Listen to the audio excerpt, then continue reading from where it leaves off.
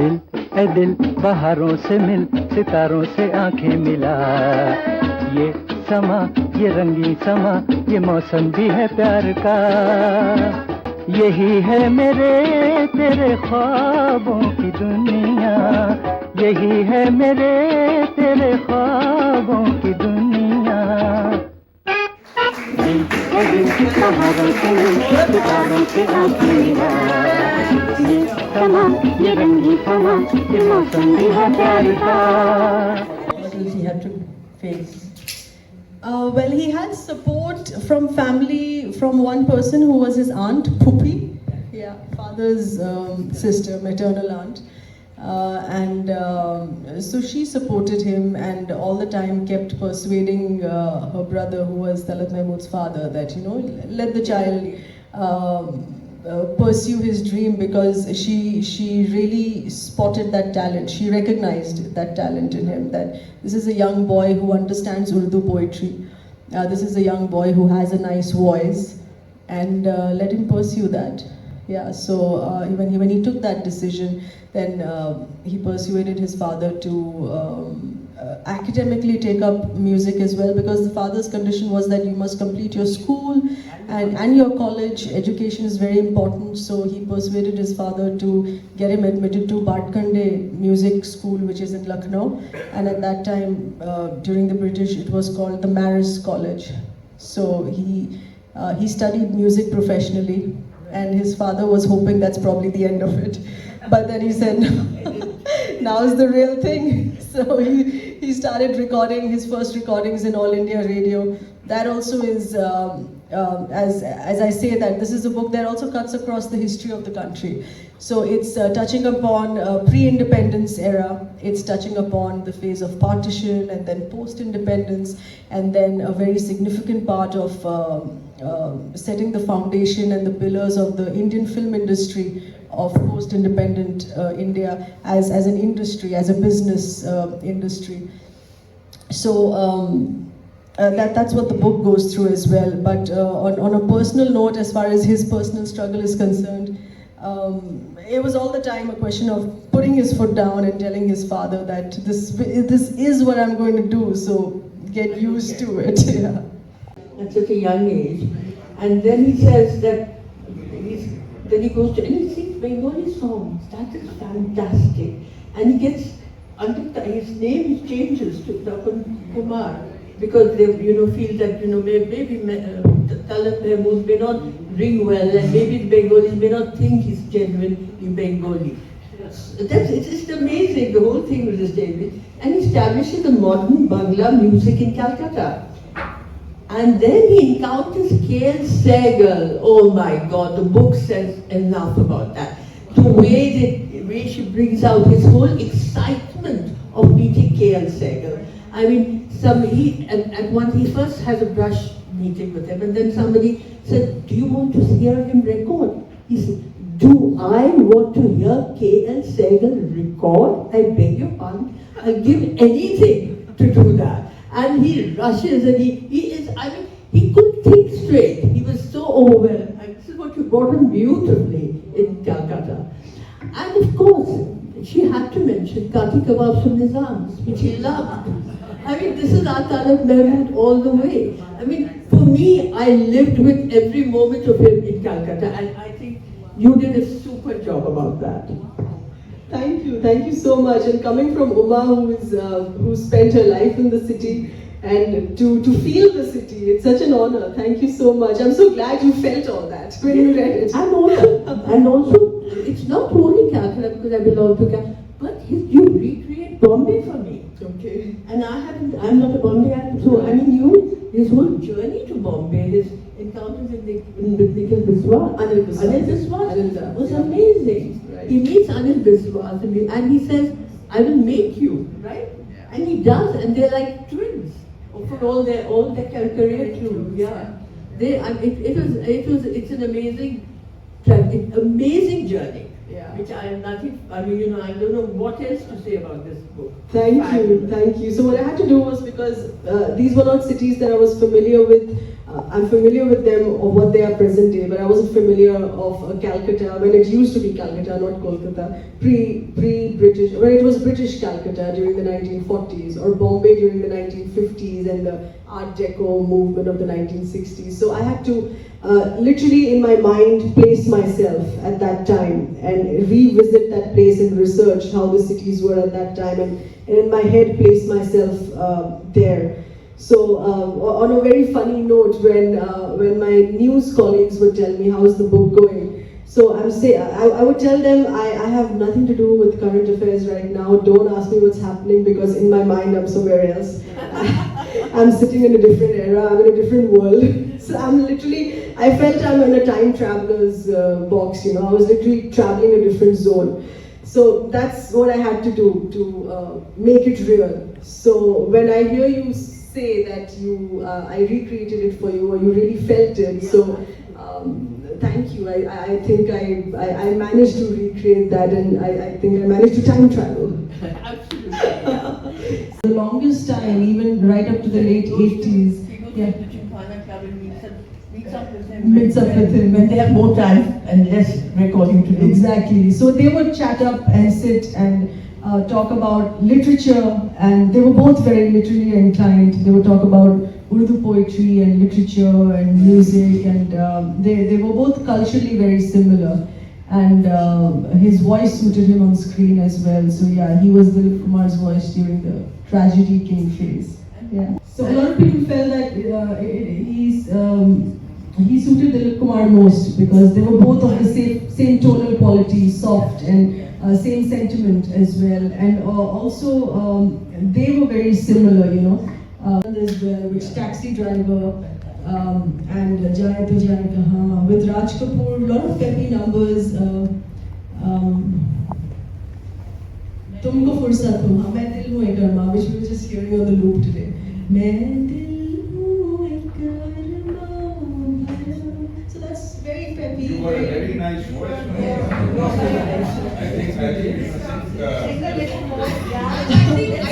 I think after we're done and after you've asked questions, a lot of you are going to be tapped to sing with us. Let me know.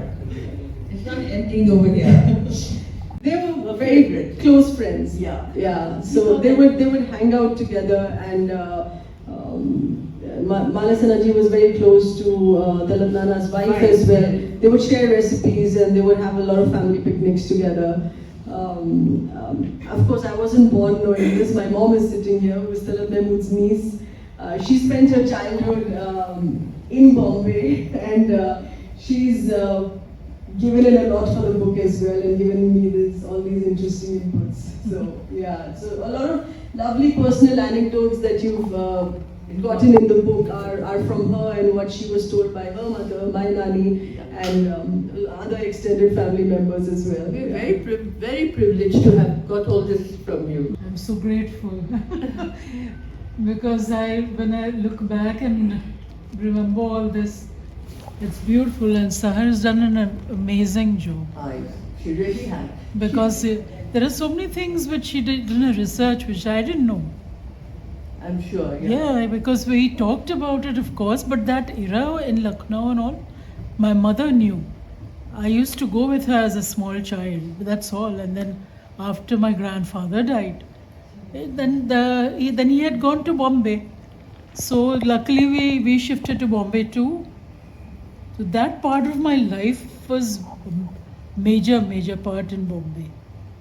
We only know his voice, but she put soul. And Yes. She put soul into She's the done a whole wonderful thing. I mean, this is amazing what she's done. Because we all think, that singer Mohammed Rafi was like that. But I think Talat Mahmood was different, because I think he had a very, very fascinating life. And he wasn't only interested in music, it wasn't only, he had other interests as well, which we're going to refer, like he said, about his social awareness.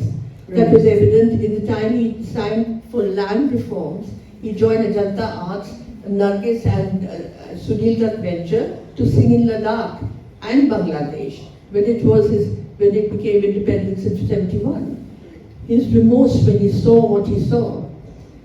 And he supported several issues. I mean, for him, he's used his voice, he supported the the forces, they were the people he would run. I mean, him and the other singers would go and entertain and keep them happy because of what they were giving to the country. And I think people like Talat Mahmood wanted to show that, you know, even we can make a difference.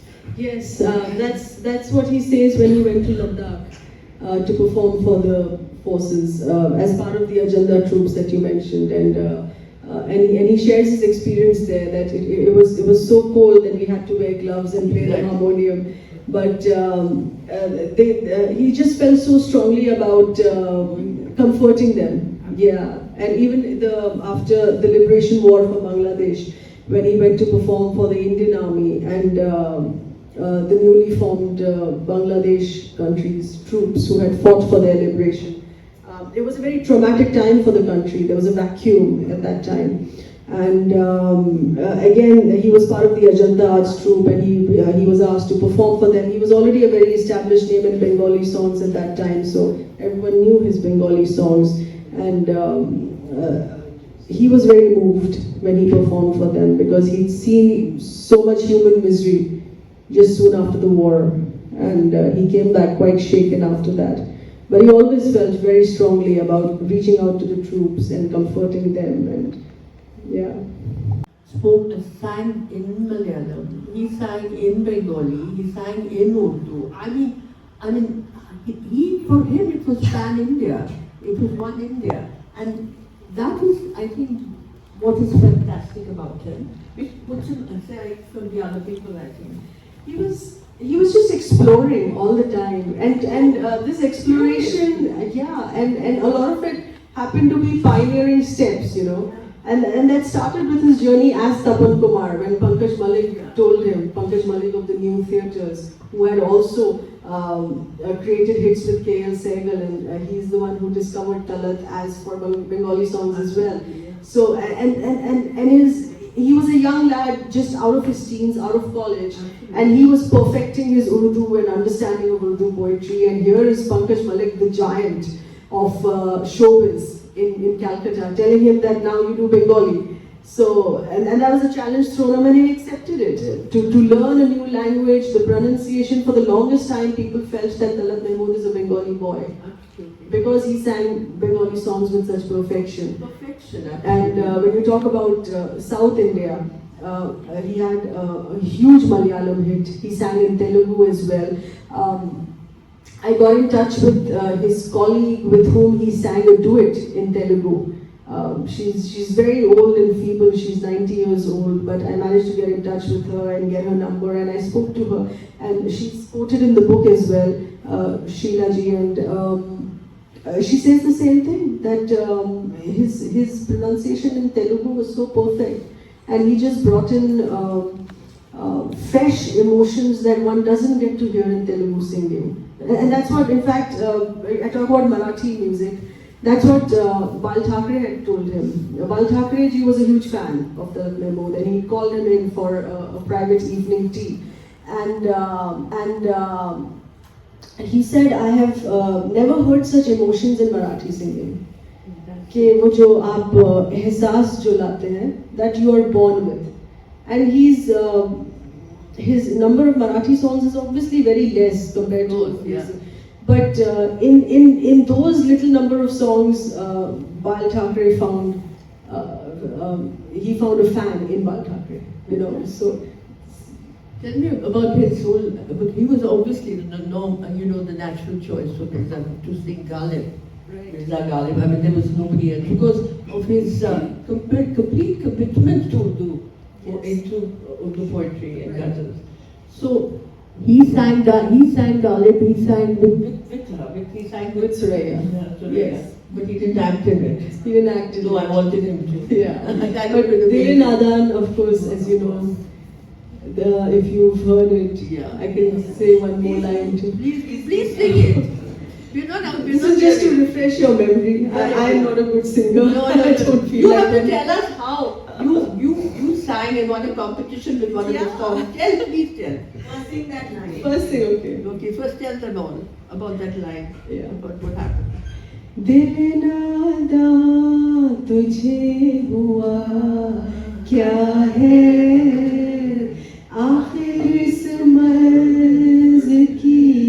हुआ क्या है दिल नादा तुझे हुआ क्या है. So this was Mirza Ghalib, of course. आपको हम है मुश्ताक और वो बेजार जी. Okay, let me set my pitch on this. आप लोग सब साथ में गाइए. हाँ बिल्कुल. हम हैं मुश्ताक और वो बेजार. हम हैं मुश्ताक और वो बेजार. या ये माजरा क्या है दिल नादा तुझे हुआ क्या है. Beautiful. Thank you. Really lovely. बहला न सकेगी ये तेरी तरह मुझे से तो शर्मा न सकेगी. तस्वीर तेरी दिल मेरा बहला न सकेगी. So this was his first professional ghazal hit. I mean, professional ghazal hit in the sense that the first time he recorded in his life for a music label, HMV. He was already recording. He was a All India radio artist as a teenager. At the age of 16 he started. But Tasveer he sang when he was 19, 20 years old, and that was his first recording label when Pankaj Malik had called him to Calcutta to sing. And this catapulted him to further fame, you know, because when people would hear him at All India Radio, they would hear him as an AIR voice, not exactly catch his name. But here it was cut into an album, an LP, and it had Talat Mahmood's name written, so that catapulted him to further national fame. So this was his first hit ghazal. And what you were referring to is that, yeah, from my personal experience, that I sang Tasveer when I was in school in class 11. It's a very funny incident because at my time, the rage of ghazal singers were the next generation, who of course entered the ghazal music industry listening to Talat Nana, who were Jagjit Singh ji and Mehdi Hasan ji. So my generation, if at all they were listening to ghazals, they were only listening to Jagjit Singh ji. So, but my mom insisted I sing Tasveer in the school competition, and I was very annoyed. I said, no one knows this ghazal, it's ancient, it's very old, I'm not going to sing it. But I sang it, and I got the first prize for it. So, and I say, no, this wasn't for my voice, this was just the lucky charm of Tasveer and his blessing. First time lucky. The first time, yeah. But I believe he was told this by your mother. Yes. And he was most of you. He wanted me to sing, yeah. But I didn't have, I just couldn't sing in front of him, no. Yeah, and then we were referring to his other people that he, like Mohammed Rafi, and he was very, very friendly with the other his colleague Mukesh. He was very friendly with them, and he was very disheartened when one of them passed away, right? Mukesh ji was his very close personal friend. Yeah. And he also helped him a lot during his career. There's this one incident in which, since Talat Nana was the voice of Madhumati, the film Madhumati, which was of Dilip Kumar with Vijayanti Mala. So he didn't. So he was offered the entire album. And he said, I'll bring in Mukesh. Yeah. So he was given the whole film, and he knew that his friend Mukesh ji, because in the creative field you have so many ups and downs. Sometimes you have a hit, sometimes you don't. And when you don't get songs, even for a couple of months, the situation at home can be very tight. So that is exactly what Mukesh ji was going through. And so Talat Nana just sat down and had a talk with Dilip Kumar Saab and Bimal Roy, the filmmaker of Madhumati, and said that I can't take this entire album right now because I know Mukesh is in a very tight spot, and not just give him one song, but you give him the whole album because he needs it. So Imagine him singing Sohana Safar.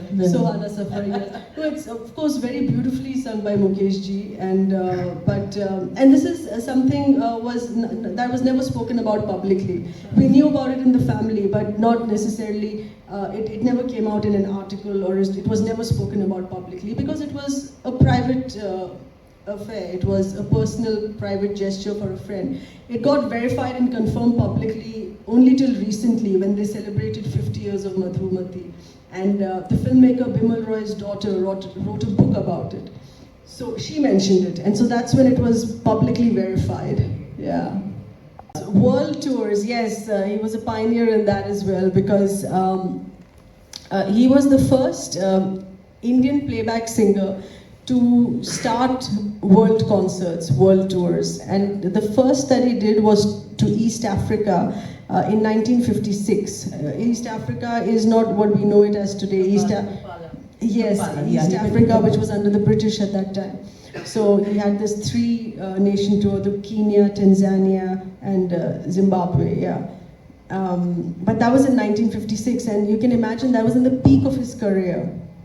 And he was, his diary, his calendar was booked with recordings, and he had started acting as well, so he had shoots lined up as well. So in the middle of that, to travel to East Africa at that time in 1956 and do these concerts and reach out to his fans there and then come back. And he was away for quite a few months, I think 4 or 5 months. Yeah. So a lot of the recordings back home in Bombay had completely stopped because he was there.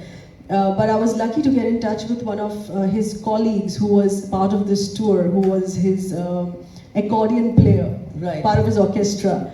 And he's such a sweet old gentleman. He's about 91 years old, mashallah. But very sharp memory. Both him and his concert manager, who's also around, who's also 90 years old. But they gave me such beautiful insights to what my mom was saying that even she never heard of them. So this was really fresh journalistic work and completely brand new insights to those tours. In which the concert manager, his concert manager tells me that they were going by train from one city to another in Tanzania, and midway their train was stopped, like a rail roko. The train was stopped because there was a town in the middle, and they were very upset that Talat is performing in other cities, why isn't he performing here? So they stopped the train and they said, we won't allow you to move on till you perform for us. And that was not even part of his itinerary. There were no bookings, there were no tickets.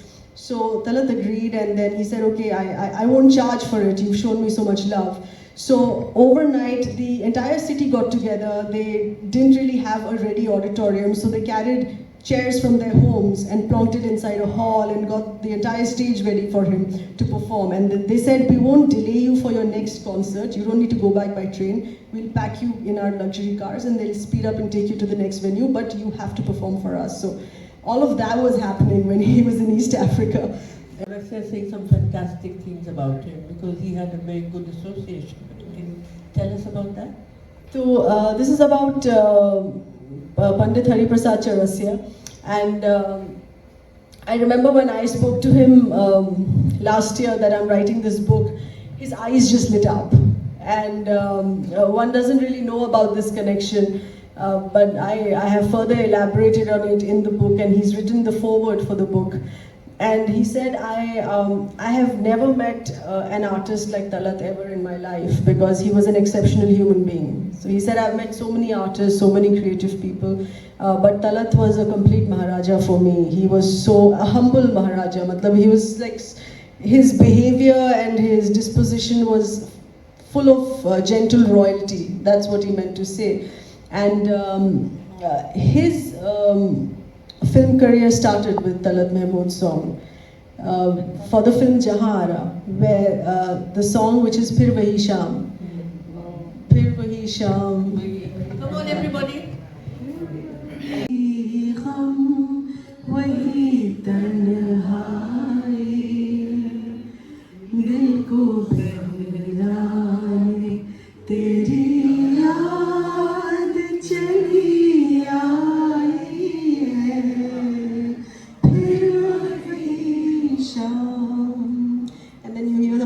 After this. So this Basuri is played by Pandit Hari Prasad Chaurasia. Yeah. And that was his first Hindi film recording. So his first Hindi film song was recorded with Talat Nana. And then a lot of personal experiences that he shared, that Panditji was so excited that he recorded his first song with one of his favorite artists, one of his favorite singers, and he would be very eager to speak to Talat Nana, but he didn't know how to start the conversation because Talat Nana was always a very shy, introvert person. Yes.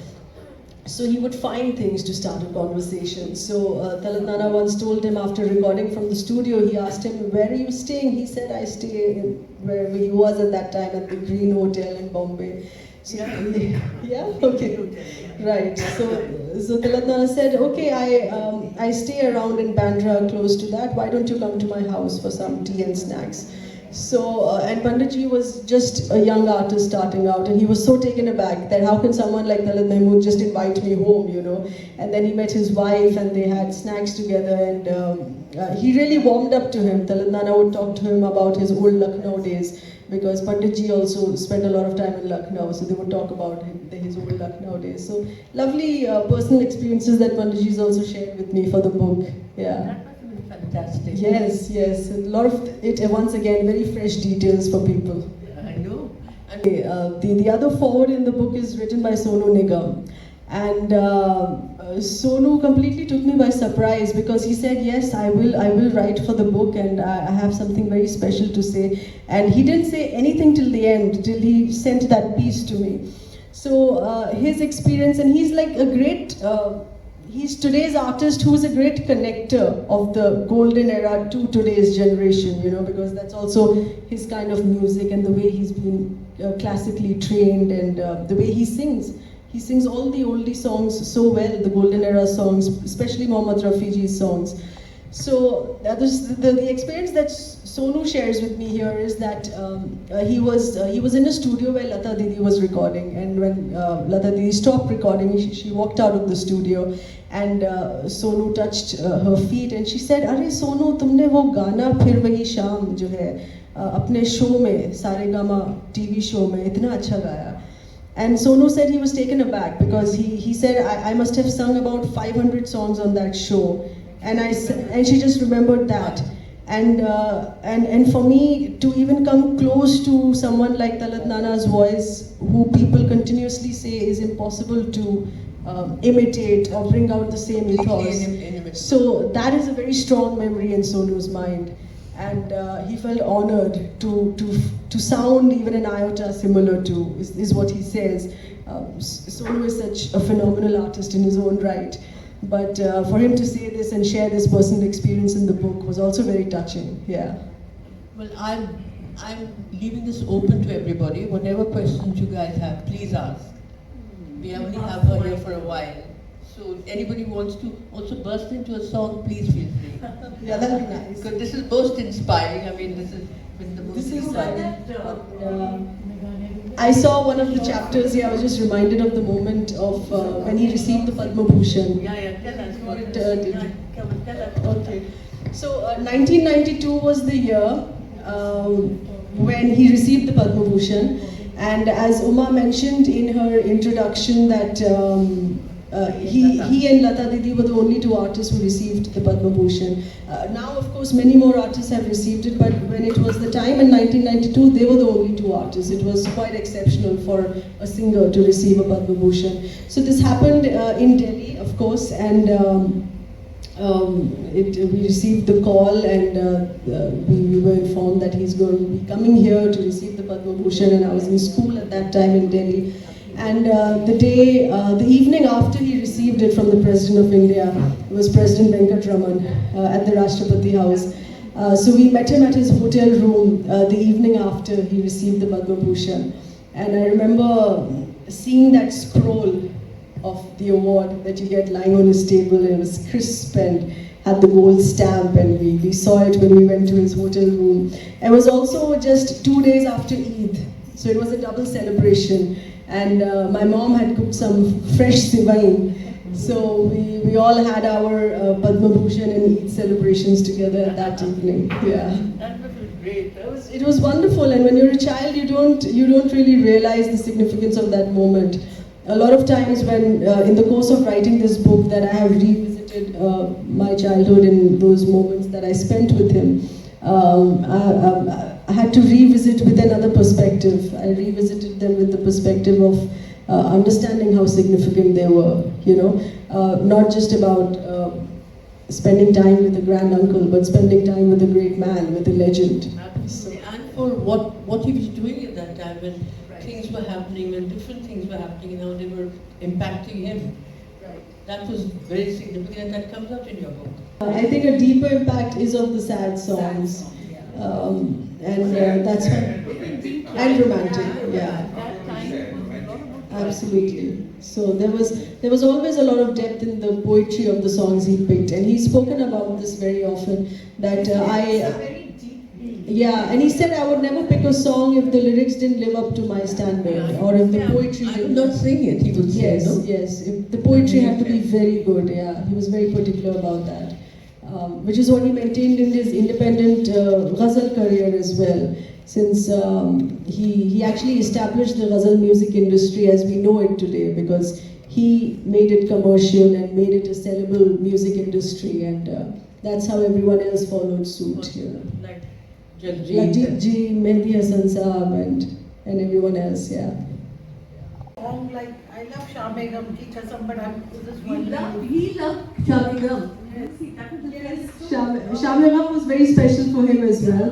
A lot of his concerts, he used to start with the song that he sang for Devanand, which was Hai Sabse Madhur Wo Geet Hame. He liked that much more because of the lyrics. Essentially, he was always very felt very strongly about the lyrics of his songs, the poetry of his songs being very deep and meaningful. But yeah, Shamegam is also special, and that's because it set a very new trend. Like there's a quote of Khayyam Sahab in my book, who was the music composer for this song, where he said that we decided not to use any percussions, no tabla, no dholak, nothing. It was just rhythm. It was the violin and it was the rhythm without any percussions. And Talat's voice was beautifully suited to that experiment. As Khayyam Sahab says, "Humne bilkul dhoom macha di thi us gaane se." Yeah. I think this was like a beautiful free rain spirit song that plays on the radio each time you have monsoon. I hear it. I hear it every year. Whenever there's monsoon, the radio plays this song. Aha rinjin ke pyare pyare ai raat suhani dekho